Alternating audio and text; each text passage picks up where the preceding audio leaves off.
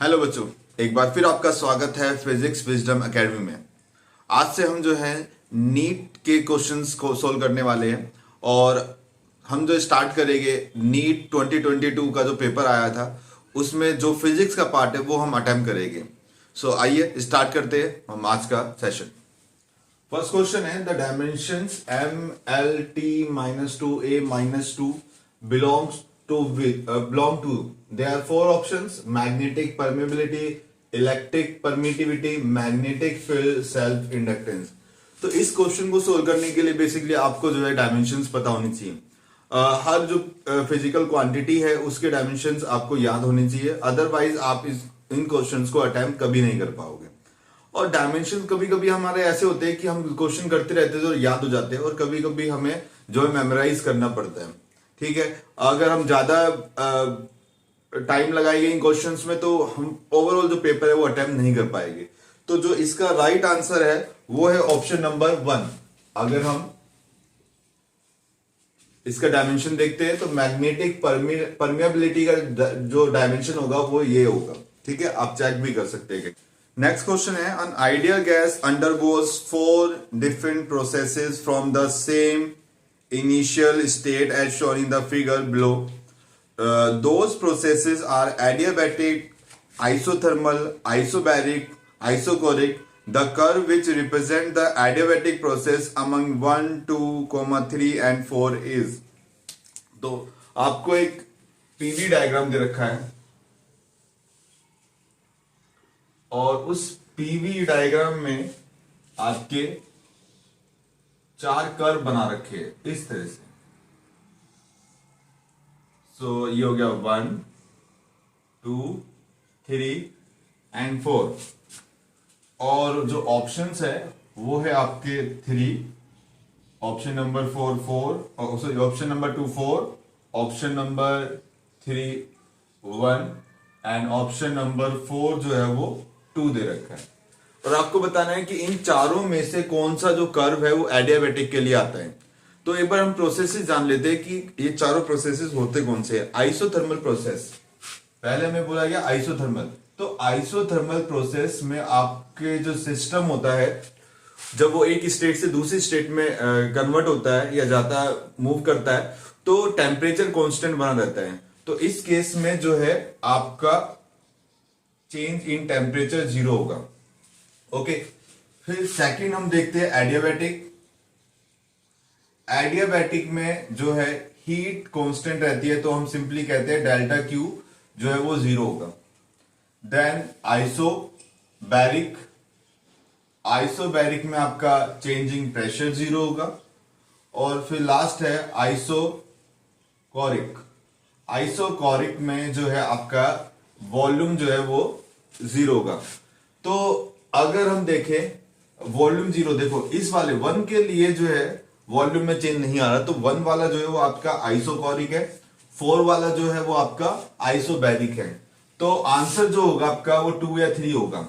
तो अब ये याद रखना एक छोटा सा डिफरेंस होता है बस इन दोनों में, आइसोथर्मल और एडियाबैटिक में, कि एडियाबैटिक का जो कर्व होता है वो थोड़ा उससे नीचे जाता है। ठीक है, आइसोथर्मल से उसमें जो है ज्यादा डिक्रीज होता है प्रेशर। सो इसका जो राइट ऑप्शन है वो है ऑप्शन नंबर 2। ये आपका एडियाबैटिक है और ये आपका आइसोथर्मल। ठीक है, कार्नोट साइकिल से भी हम इसको समझ सकते हैं, समझना चाहे तो ऑप्शन नंबर 2 जो है इसका करेक्ट है। Now come to next question. Question number 3. A bioconvex lens has radii of curvature 20 centimeter each. If the refractive index of the material of the lens is 1.5, the power of the lens is, आपको options दे रखे हैं।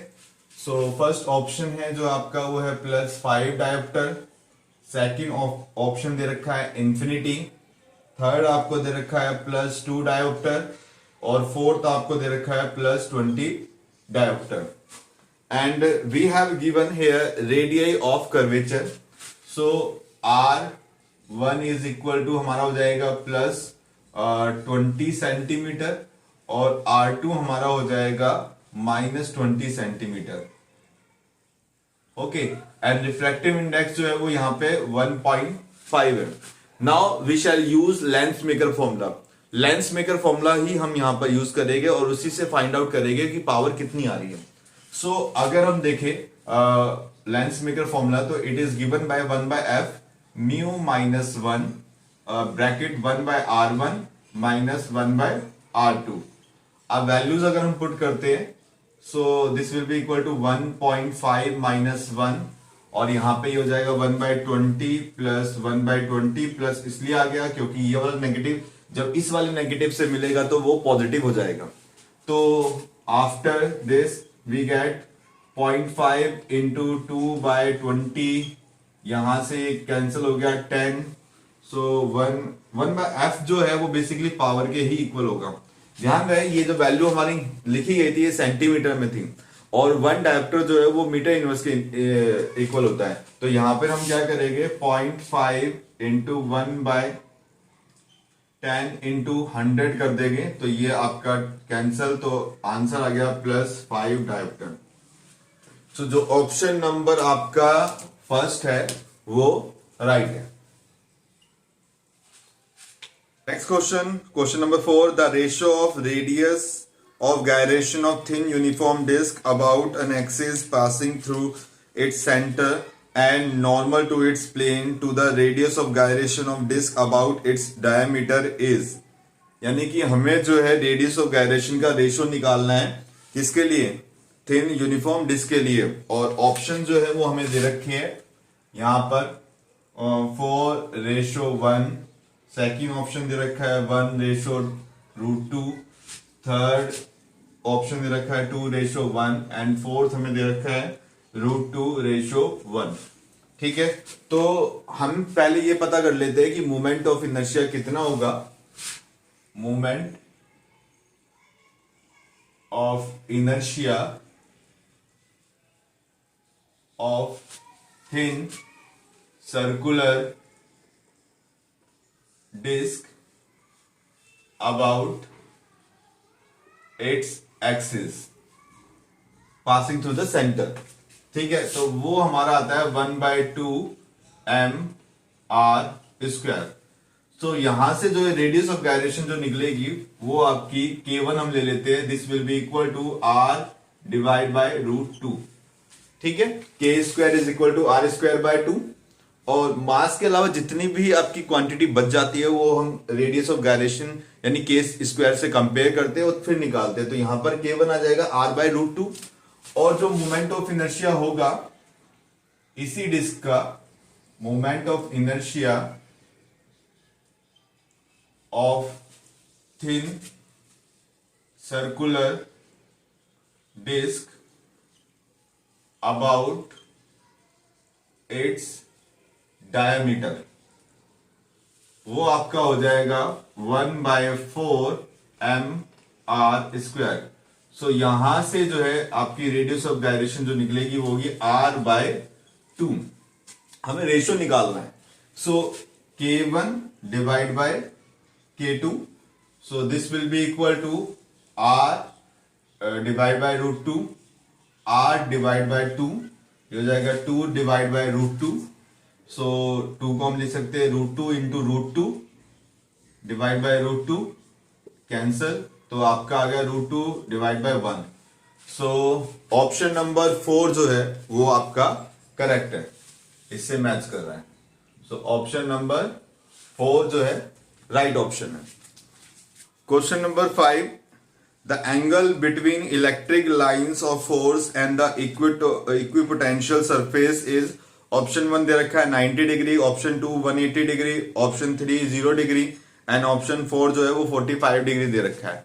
तो इन question को solve करने की या देखने की कोई जरूरत नहीं है, ये आपको जो है सोल्व तो करने की जरूरत ही नहीं है, देखते हो जाएगा। एक्चुअली में जो इलेक्ट्रिक फील्ड लाइंस होती है is always perpendicular to the equipotential surface. जो इलेक्ट्रिक फील्ड होती है वो भी परपेंडिकुलर होती है, तो ऑब्वियसली इलेक्ट्रिक फील्ड लाइंस भी उसके अलॉन्ग ही होगी। तो यहां पे जो राइट आंसर है वो है 90 डिग्री।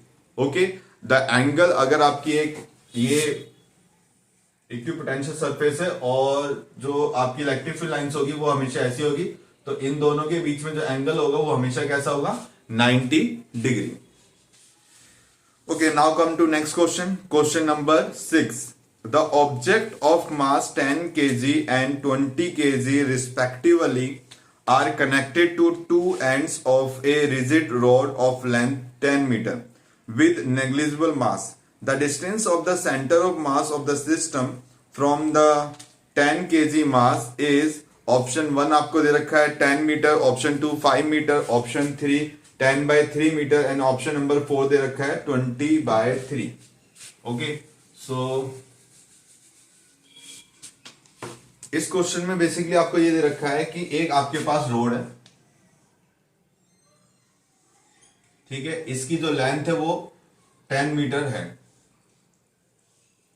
अब इसके दोनों एंड पर जो है दो मासेस है जो सस्पेंडेड है, तो इसको हम ले लेते हैं 10 kg इधर, और इस साइड भी आपका हो जाएगा 20 kg। एक तरफ 10 kg और एक तरफ 20 kg है। तो हमें बताना है सेंटर ऑफ मास कहां लाई करेगा।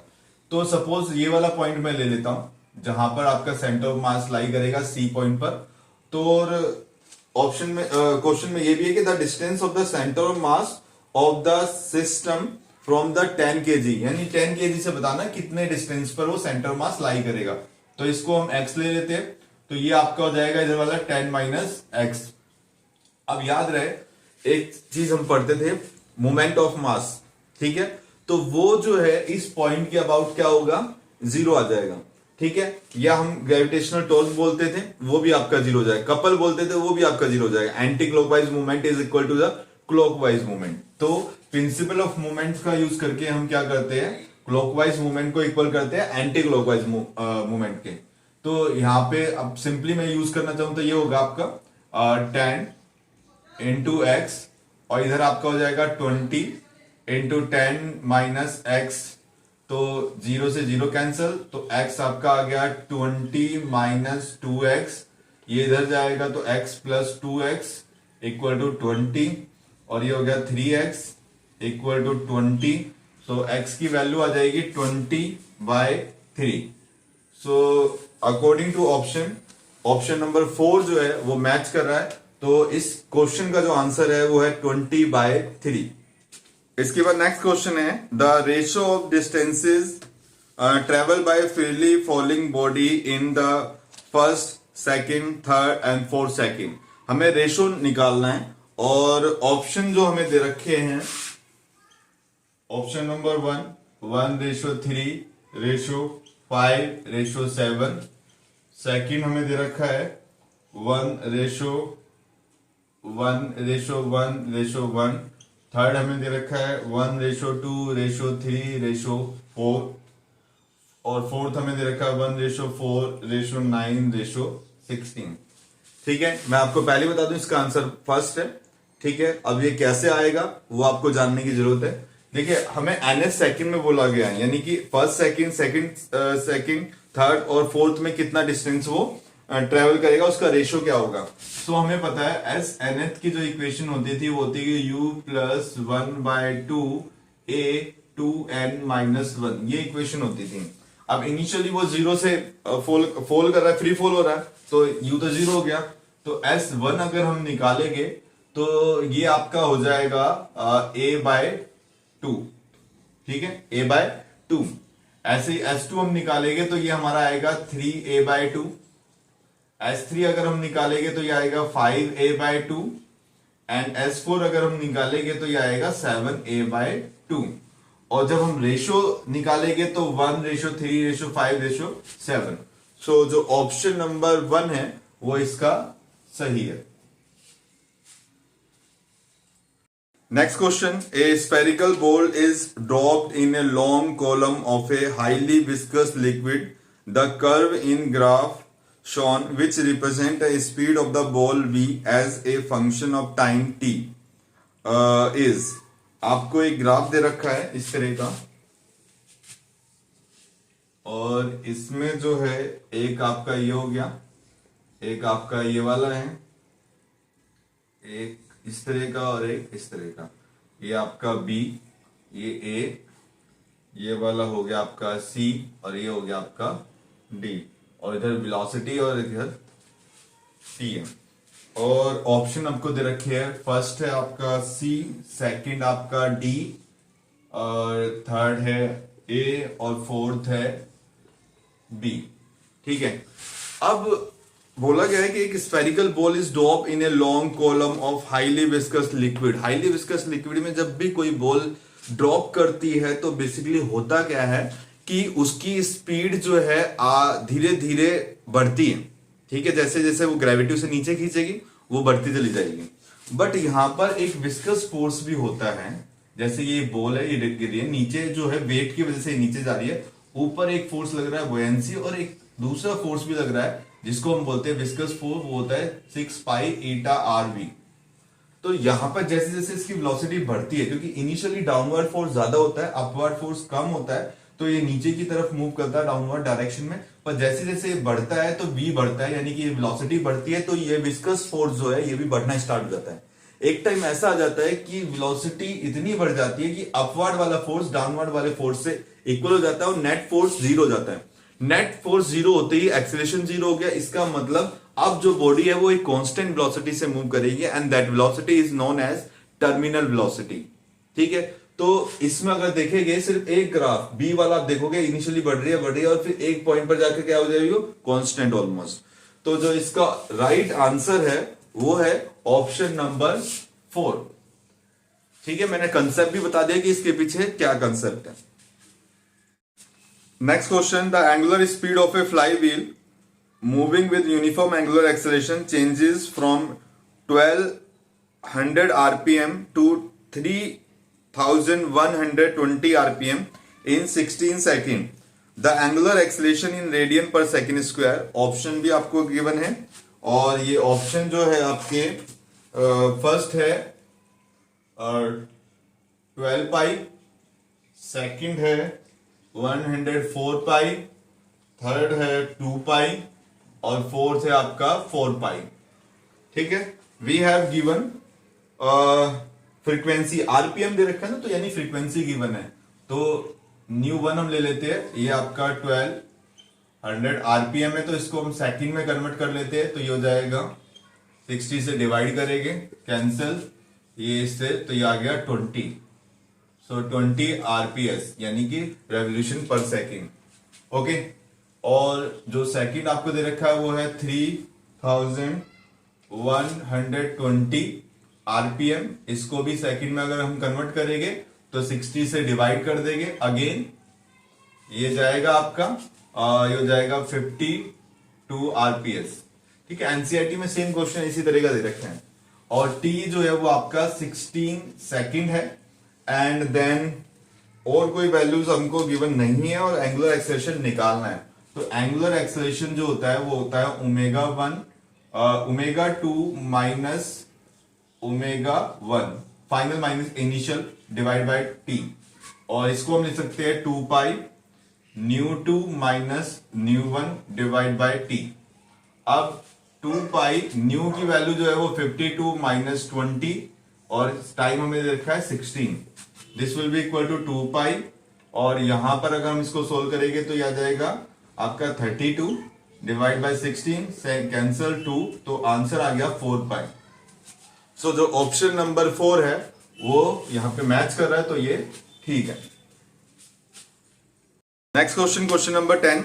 इन Young's double slit experiment a student observes 8 fringes in certain segment of screen when a monochromatic light of 600 nanometer wavelength is used. If the wavelength of the light is changed to 400 nanometer, then the number of fringes he would observe in the same region of the screen is options 1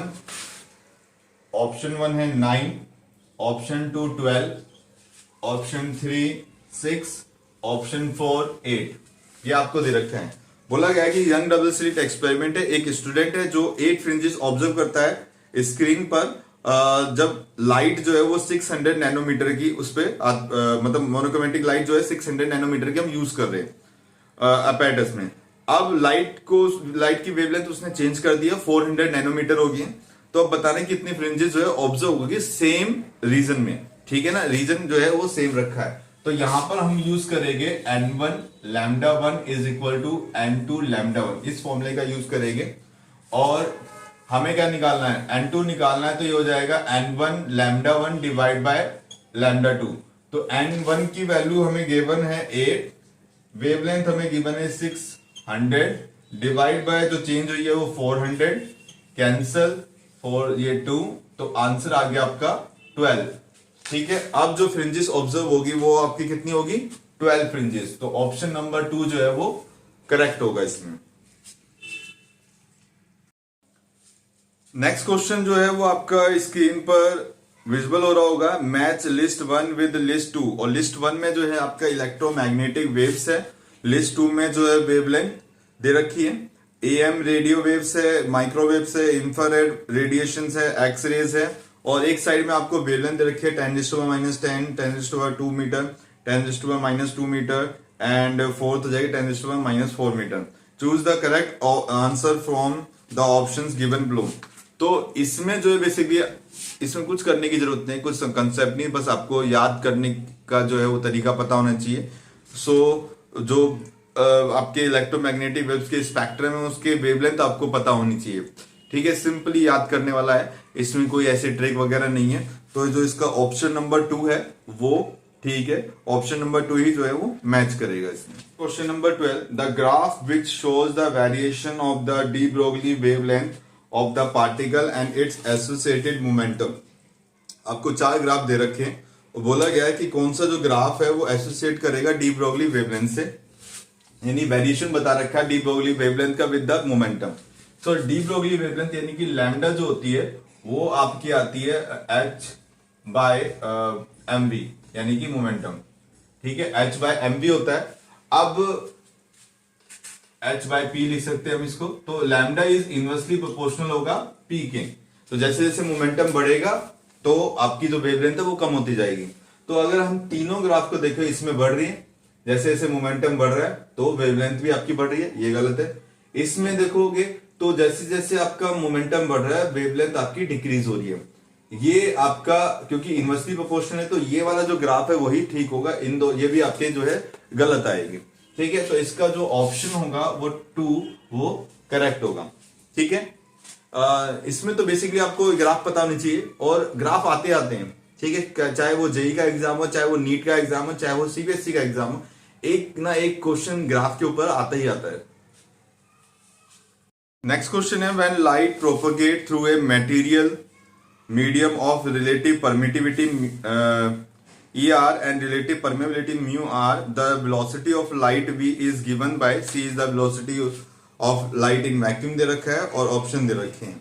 ठीक है, सो यहाँ पे जो है आपको options 1 जो है वो V equal to under root ER divide by mu r दे रखा है। ऑप्शन नंबर 2 जो है वो V equal to C by under root ER into mu are, और ऑप्शन नंबर 3 दे रखा है आपका V equal to C। Option number 4 है V equal to under root mu r divide by ER। ठीक है, अब जब आप 12th में मैग्नेटिक वाला जो चैप्टर है मैग्नेटिक इफेक्ट ऑफ करंट जब पढ़ते हो तो वहां पर एक एक्सप्रेशन ड्राइव करवाया जाता है, और वो आपका ये होता है कि जो वेलोसिटी होती है वो वैक्यूम में वो 1 by under root epsilon naught mu naught, ये मतलब C ले लेते हैं। ठीक है ना, C is equal to 1 by under root epsilon naught mu naught होता है। सो अगर हम किसी मीडियम में निकाले तो उस केस में ये चेंज हो जाता है एप्सिलॉन म्यू। ठीक है, और इसको हम लिख सकते हैं 1 by under root epsilon naught into epsilon R mu naught into mu are, और यहां से अगर हम कॉमन ले ले under root epsilon naught mu naught, और ये आपका अलग हो जाएगा epsilon R and mu R, तो इस पूरे की जो वैल्यू है वो किसके इक्वल आ जाएगी, C के। तो ये हो जाएगा V equal to C divide by under root epsilon R and into mu R. So ये आपका जो है आंसर आएगा। और अगर हम देखें ऑप्शन के अकॉर्डिंग तो सेकंड वाला है जो वो इससे मैच करेगा। सो जो इसका राइट आंसर है वो है option number 2। Okay, Now come to next question. If soap bubble expands the pressure inside the bubble, first दे रखा remains the same, second is equal to atmospheric pressure, third decreases, fourth increases. Soap bubble जो होता है, soap bubble का जो pressure होता है inside it is given by P equal to 4S divided by R. तो S जो होता है वो सरफेस टेंशन होता है, R is the radius of the soap bubble, ठीक है ना। तो यहां पर क्या हो रहा है कि उसको एक्सपेंड कर रहे हैं, यानी कि आर को हम इंक्रीज कर रहे हैं। अगर आर को इंक्रीज कर रहे हैं तो प्रेशर जो होगा आपका क्या होगा, डिक्रीज होगा। As R increases then pressure decreasing, inversely proportional है। तो जो राइट आंसर है इसका वो है ऑप्शन नंबर 3। और हम लास्ट क्वेश्चन पे आते हैं, question number 15। A body of mass 60 gram experiences a gravitational force of 3 Newton when placed at a particular point. The magnitude of the gravitational field intensity at that point is, first आपको दे रखा है 20 Newton पर KG, second दे रखा है 180 Newton पर KG, third दे रखा है 0.05 Newton पर केजी, फोर्थ दे रखा है 15 न्यूटन पर केजी। देखिए इंटेंसिटी निकालने के लिए हम क्या करेंगे, जितना उसने ग्रेविटेशनल फोर्स निकाला होगा उसको डिवाइड कर देंगे मास से, बॉडी के मास से।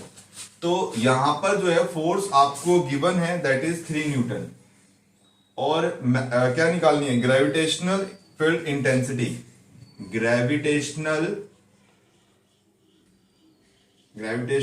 Field intensity.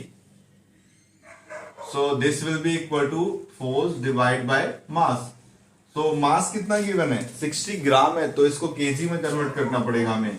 तो ये हो जाएगा 0.06 केजी, तो ऊपर जाएगा 300 हो गया, ये 6 कैंसल, ये आएगा 5 न्यूटन पर केजी। तो जो ऑप्शन नंबर 4 होगा वो इसका करेक्ट है। सो इस वीडियो में हमने जो है 15 क्वेश्चन जो है सोल्व करे नीट एग्जाम के, और इससे जो अगला वीडियो होगा उसमें 15 और करेंगे, और लास्ट जो पार्ट होगा उसमें हम जो है सेक्शन बी जो सबसे इंपॉर्टेंट होता है उसको हम सोल्व करेंगे।